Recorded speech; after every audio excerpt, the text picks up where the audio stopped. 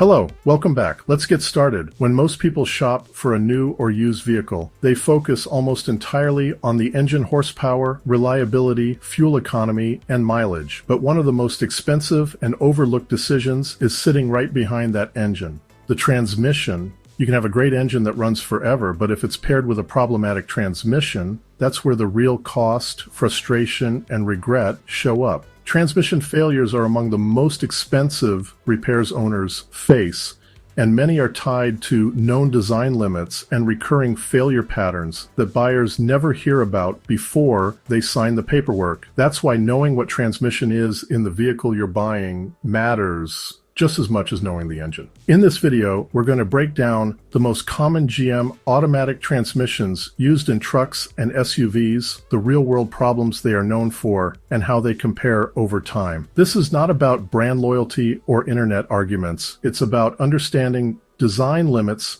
and avoiding expensive surprises. Here are the transmissions we're going to cover, starting from the most problematic and working our way to the most durable. The GM 4L60, 4L60E, and 4L65E, the GM 6L80, the GM 4L80E, the GM 6L90, the GM 8L45, and 8L90, and the GM 10L80. By the end of this video, you'll understand which transmissions tend to cause the most regret, which ones reward good maintenance, and how to make a smarter decision before you buy. Please note, the images and video clips used are illustrative examples only and do not necessarily represent the specific vehicles or transmissions and/or parts being discussed. There is also the 10L90, which is the higher torque performance version of the 10-speed found in vehicles like the Corvette Z06, Camaro ZL1, and other high-output specialty applications. But for the purposes of this video, we are focused on mainstream trucks and SUVs. Before we start, we want you to know this information comes from real-world transmission teardown data, independent rebuild shop failure logs, GM service manuals and technical bulletins, and repeated post-mortem inspections of 4L60 and 4L60E units removed from trucks and SUVs. These conclusions are based on patterns that show up across thousands of vehicles over many years, not internet anecdotes or single vehicle stories. When the same components fail in the same ways, within the same mileage ranges,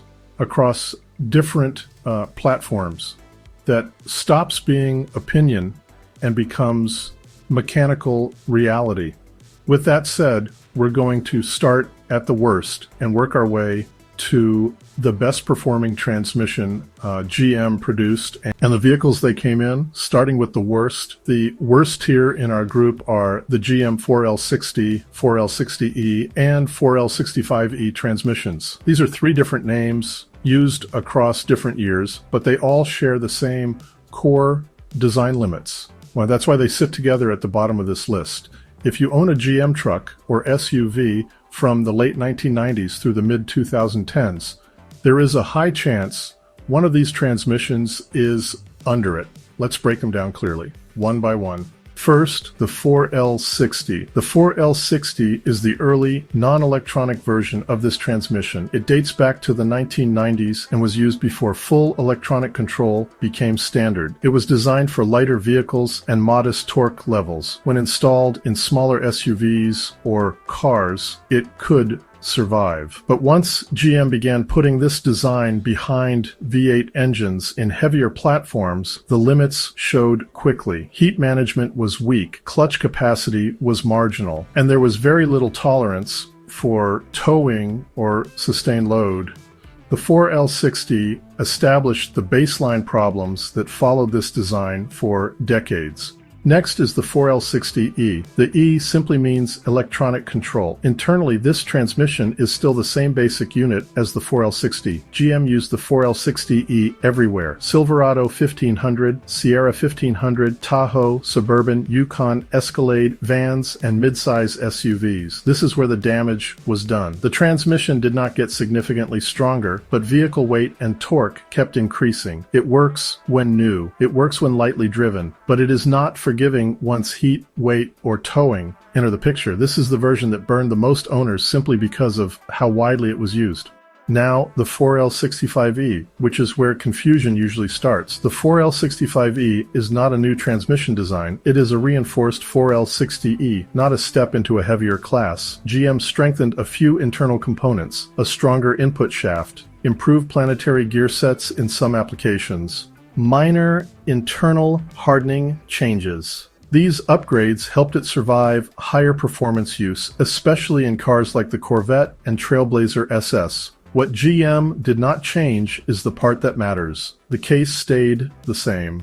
The pump design stayed the same. Heat sensitivity stayed the same. Overall torque capacity remained limited. So while the 4L65E is slightly better than a standard 4L60E, it does not escape the same fundamental weaknesses. In trucks and SUVs, it still ends up overstressed. Now, let's talk about why all three earn the bottom spot. First, they all run hot. Heat kills these transmissions faster than anything else. Second, they all have very little margin for abuse. Once wear starts, it accelerates fast. Third, all three are extremely sensitive to maintenance. Miss fluid services or tow without proper cooling, and you're on borrowed time. This is not a heavy-duty unit pretending to be light-duty. This is a light-duty transmission forced to do heavy-duty work. So, what actually fails inside these units? Across the 4L60, 4L60E, and 4L65E, the most common failure is the 3-4 clutch pack, the friction plates and seals wear, followed by hardened or leaking apply piston seals. Once those seals lose pressure, the clutch cannot hold, and the transmission starts slipping in third and fourth gear. The input drum is another shared weak point, especially at the splined hub area. Repeated heat cycles and torque loads cause cracking. When it fails, the transmission may still move, but it will not hold under load. Then there's the sun shell, also known as the reaction shell. The factory shell is thin. When the neck cracks or the spline strip, you instantly lose reverse or second gear.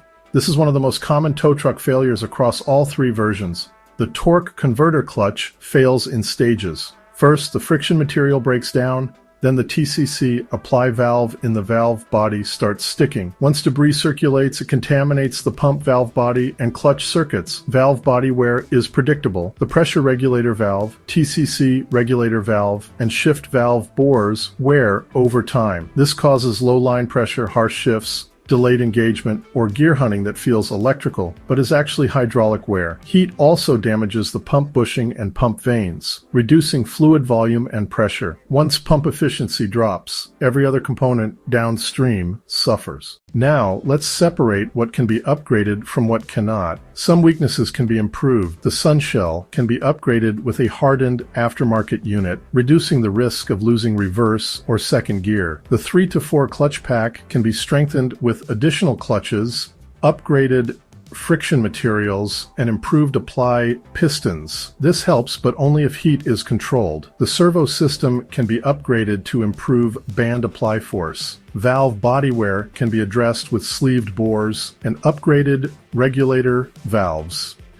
An auxiliary transmission cooler is one of the most effective upgrades available, but some limits cannot be upgraded out. Overall, torque capacity is fixed by the gear train, shaft sizing, and case design.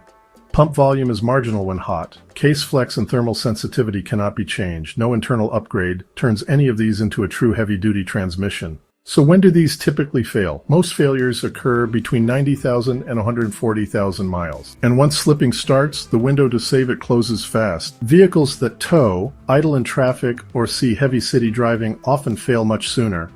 Here are the vehicles and years this affects. Silverado 1500 and Sierra 1500 from 1999 to 2013. Tahoe, Suburban 1500, Yukon, and Yukon XL from 2000 to 2014. Cadillac Escalade, ESV, and EXT from 2002 to 2014. Trailblazer and Envoy from 2002 to 2009. Colorado and Canyon from 2004 to 2012. Express and Savannah 1500 vans from 1999 to 2014. If you're shopping used, this list matters. So here's the bottom line. The 4L60, 4L60E, and 4L65E are not junk by design, but they are undersized, heat-sensitive, and unforgiving. The 4L65E improves durability slightly. It does not change the outcome in heavy vehicles. Upgrades can extend life. They cannot make any of these bulletproof. And this group, as a whole, is the GM automatic lineup that has burned more buyers than any other. Okay, next in our group is number 2, the GM 6L80 transmission. This is where GM made a real step forward, but also created a new set of problems. The 6L80 replaced the 4L60 in many full-size trucks and SUVs. It brought more gears, higher torque capacity, and better fuel economy. On paper, it is clearly stronger than the 4L60. In real-world use, it is better, but it is not trouble-free. It handles vehicle weight better, it tolerates towing better, but it introduces complexity that creates different failure patterns. Now let's explain why the 6L80 lands here. First, the transmission itself is properly sized for full-size trucks and SUVs. It is not immediately overwhelmed by weight the way the 4L60 is. Second, complexity becomes a weakness. More gears mean more clutch packs, more valves, more solenoids, and tighter hydraulic control requirements. Third, early design choices created repeat failures across multiple platforms. This is a transmission that performs well when maintained and fails fast when neglected. Now let's talk about what actually fails inside the 6L80. One of the most common issues is torque converter failure. The torque converter clutch lining wears prematurely and sheds material into the fluid. That debris damages the valve body, especially the TCC regulator valve and pressure control circuits. This leads to shudder, delayed lockup, or erratic shifting. Another major failure point is the TEHCM, the Transmission Electro-Hydraulic Control Module. This unit combines the valve body and electronics into one assembly. When it fails, repairs become expensive very quickly. Internal clutch wear often shows up in the 3-5R clutch pack. When this clutch begins to slip, owners experience harsh engagements, delayed movement, or loss of certain gears. Heat still matters. Restricted cooler flow, degraded fluid, and worn cooler flow valves accelerate internal wear. Now, let's separate what can be upgraded from what cannot. Updated torque converters greatly reduce shudder and early failure. Valve body wear can be corrected with sleeve bores and upgraded valves. Software updates improve shift timing and clutch control. Additional external cooling extends service life, but some limitations remain. The TEHCM design is expensive and not service-friendly. Once debris circulates through the unit, damage spreads fast. Internal clutch capacity is improved over the 4L60, but still finite under heavy towing. This transmission does not tolerate neglect. So, when do these typically fail? Most 6L80 problems show up between 100,000 and 160,000 miles. Vehicles that tow frequently, idle heavily, or skipped fluid service often fail earlier. When symptoms start, delaying repairs usually turns a manageable problem into a full rebuild. Here are the vehicles and years this affects: Silverado 1500 and Sierra 1500 from 2007 to 2018. Tahoe, Suburban, Yukon, and Yukon XL from 2009 to 2020. Cadillac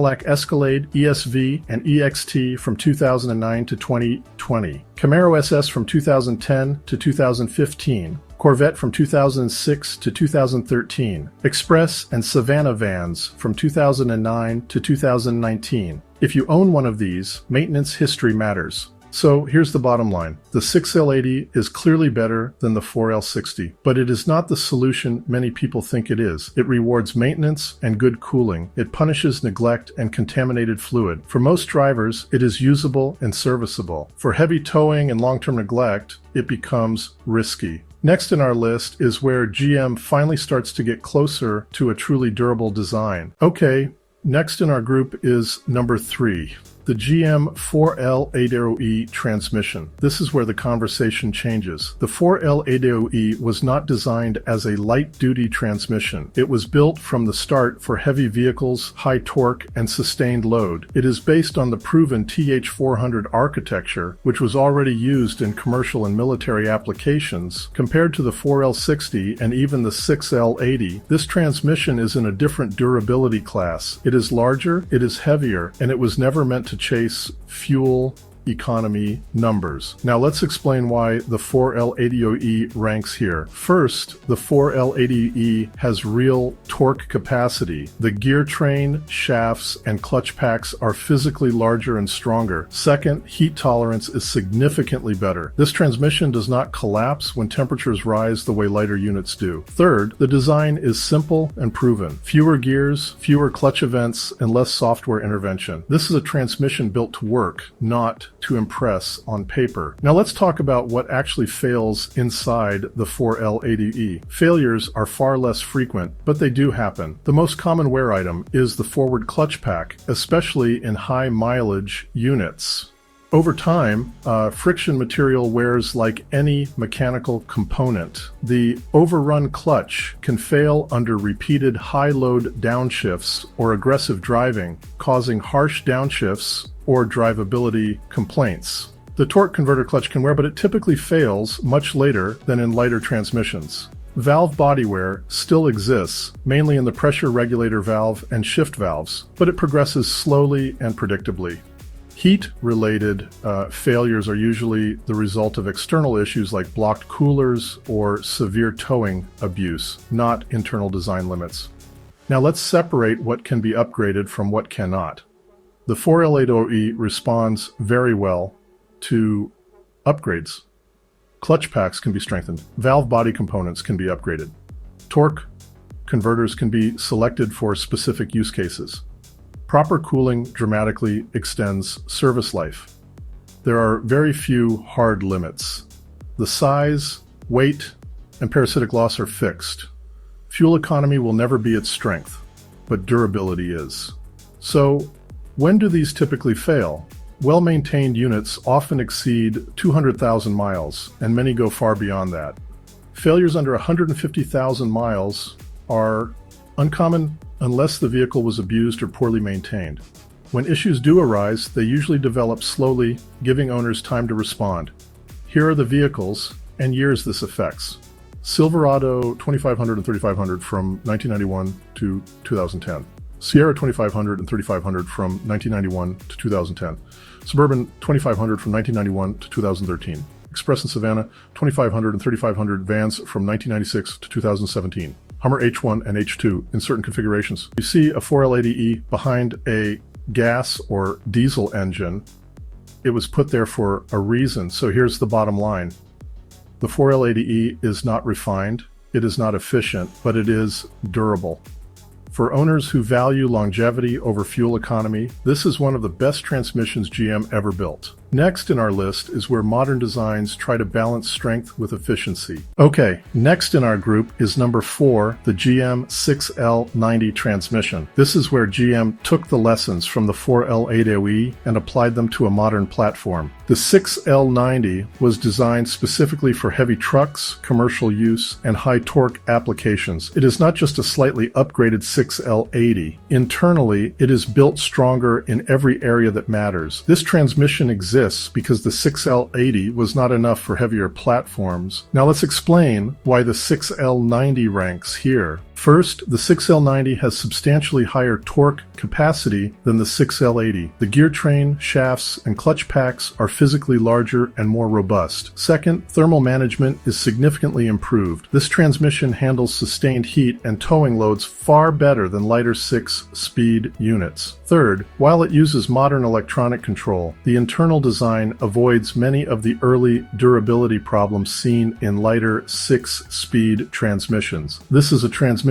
designed to work first, not chase fuel economy numbers. Now let's talk about what actually fails inside the 6L90. Failures are relatively uncommon. Torque converter wear can occur usually at higher mileage or after extended heavy towing. When it does fail, it tends to be gradual rather than sudden. Clutch wear most often shows up in higher mileage units and is typically tied to workload rather than design weakness. Valve body wear can develop over time, mainly in pressure regulation circuits, but it progresses slowly and predictably. Most failures seen in the field are tied to neglected fluid service, restricted coolers, or extreme duty cycles, not inherent design flaws. Now let's separate what can be upgraded from what cannot. The 6L90 responds well to upgrades. Torquey converters can be selected or upgraded for heavy towing or performance use. Valve body components can be refreshed or improved as wear develops. Proper cooling dramatically extends service life. There are very few hard limits. The size and weight are fixed. Parasitic loss is higher than lighter transmissions. Fuel economy will never be its strength, but strength and reliability are. So, when do these typically fail? Well-maintained units frequently exceed 200,000 miles. Failures under 150,000 miles are uncommon unless the vehicle is abused or maintenance is ignored. When issues do arise, they usually develop gradually, giving owners time to respond. Here are the vehicles and years this affects.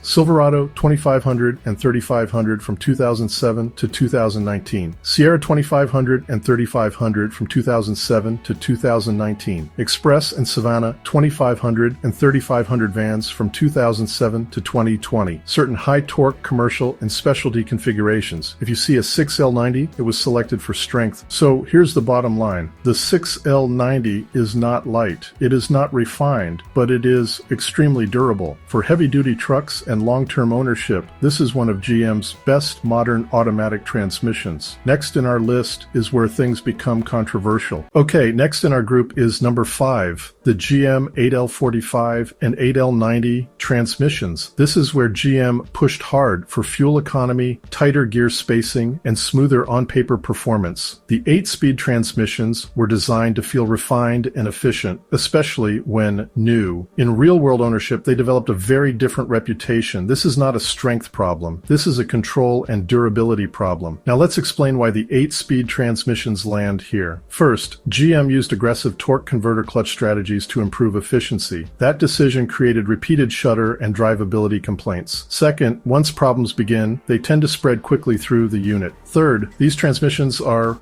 far less forgiving than older designs. They often feel great early on and frustrating later. Now let's talk about what actually fails inside the 8L45 and 8L90. The most common failure is the torque converter clutch shudder. The torque converter clutch friction material breaks down and contaminates the transmission fluid. This causes vibration, shudder, and inconsistent lockup that many drivers mistake for engine or driveline issues. The contaminated fluid damages the valve body, especially torque converter control valves and pressure regulation circuits. Once debris circulates, internal clutch packs begin to wear at an accelerated rate. Software updates improved shift behavior in many cases, but they did not eliminate the underlying wear mechanisms. Heat makes these problems worse. Fluid breakdown accelerates wear. The shudder becomes persistent. Now let's separate what can be upgraded from what cannot. Updated torque converters and revised friction materials help reduce shudder. Frequent fluid changes using the correct updated specification can slow damage if done early. Valve body repairs can restore function when addressed before internal clutch damage occurs. But some limits remain. Once shudder debris has circulated through the unit, long-term damage is already present. Repeated fluid changes do not restore worn clutch surfaces. This transmission does not tolerate neglect. So when do these typically fail? Many issues appear between 50,000 and 120,000 miles. Some units last longer, but early symptoms are common well before 100,000 miles. Ignoring shudder almost always leads to a rebuild. Here are the vehicles and years this affects. Silverado and Sierra 1500 from 2015 to 2018. Tahoe, Suburban Yukon, and Yukon XL from 2015 to 2020. Cadillac Escalade from 2015 to 2020. Camaro, Corvette, and multiple Cadillac sedans across various trims. If your GM vehicle has an 8-speed automatic, this matters. So here's the bottom line. The 8L45 and 8L90 are smooth and efficient when new. They are sensitive, unforgiving, and expensive when problems appear. They rank above older, weak designs because they are not undersized. They rank below the best because their failure mode is common and costly. Next in our list is the transmission GM is betting its future on. Okay, next in our group is number 6, the GM10L80 transmission. This is the most modern transmission on the list and the one GM designed after learning from the problems of the earlier units. The 10L80 was built to handle modern torque levels while improving fuel economy and drivability in full-size trucks and performance vehicles. It is not perfect, but it is the most balanced automatic transmission GM has produced to date. Now let's explain why the 10L80 ranks at the top. First, torque capacity is no longer marginal. The gear train, shafts, and clutch packs are sized correctly for modern V8 output and vehicle weight. Second, gear spacing is tight and intentional. The transmission keeps the engine in its power band without relying on excessive slip or heat. Third, thermal management is significantly improved compared to earlier designs. Cooling strategy and fluid control are far better than previous generations. This is the first modern GM automatic that feels engineered instead of compromised. Now let's talk about what actually fails inside the 10L80. Most reported issues are software related rather than mechanical. Early complaints included harsh shifting, hesitation, or gear hunting. In many cases, these issues were resolved through calibration updates rather than internal repairs. Mechanical failures do occur, but at a much lower rate than the 8-speed units. Clutch wear develops gradually, as expected. Torque converter failures exist, but are less common. Valve body issues are relatively rare compared to earlier designs. When problems do occur, they usually develop slowly rather than catastrophically. Now let's separate what can be upgraded from what cannot. Software updates and adaptive relearns address most drivability complaints. Proper cooling extends service life for towing and heavy use. Routine fluid service keeps wear under control. There are few hard limits. The transmission is complex. Internal repairs can be expensive if damage occurs, but overall durability and performance are strong. So when do these typically fail? Most 10L80 units exceed 150,000 miles without major issues. Many go much farther with proper maintenance and reasonable use. Early failures are uncommon and are often tied to calibration issues or abuse rather than core design flaws. Here are the vehicles and years this affects. Silverado and Sierra 1500 from 2019 to present. Tahoe, Suburban, Yukon, and Yukon XL from 2021 to present. Cadillac Escalade from 2021 to present. Camaro SS from 2017 to present. So here's the bottom line. The 10L80 is not perfect, but it is the most complete transmission GM has built. It balances strength, efficiency, and long-term durability better than anything before it. And that is why it earns the top spot on this list. This list is based on real-world failure patterns and documented experience, but no list improves without input from people who work on these vehicles every day. If you're in the transmission industry, rebuild these units, or have long-term ownership experience, your insight matters. If there's something you see consistently in the field, or something that should be added or clarified, share it in the comments. Corrections, tips, and real-world experiences are welcome, because the goal here is to help regular drivers make better decisions using information that holds up in the real world. This list is not about brand loyalty or internet arguments. It is about understanding design limits, real-world failure patterns, and how these transmissions actually behave over time. Every unit on this list can work in the right application with the right maintenance. The problem starts when expectations do not match design. If you understand that, you can avoid the expensive mistakes that catch most buyers off guard. I hope this information helps you decide what used vehicle to buy and, just as importantly, which transmission you want in it. Knowing what transmission a vehicle has is just as important as knowing what engine is under the hood. You can have a great engine that runs forever, but if it's paired with a problem transmission, that's where the real cost and regret show up. That's exactly what you're trying to avoid. So the next question is this: how do you know what transmission is actually in the vehicle you're looking at? If you've been following along, we showed you which transmissions were used by make, model, and year. That gives you a short list, but that alone does not confirm what's in your specific vehicle. So how do you verify it? In the next video, I'm going to show you exactly how to identify the transmission in your vehicle, step by step, using information you can check yourself. That way, you're not guessing and you're not relying on what a seller tells you. Watch the next video, and I'll show you how to decode which transmission your vehicle actually has before you buy it. If this video saved you real money or helped you avoid an uninformed decision, tap the thanks button at the lower right to show your appreciation. This channel exists to protect regular drivers like you from getting overcharged, so every contribution helps keep that mission alive. If you learned something today, hit like, subscribe, hit the bell, and tap the thanks button. I try to answer your questions for those who like, subscribe, hit the bell, and tap the thanks button, showing your support.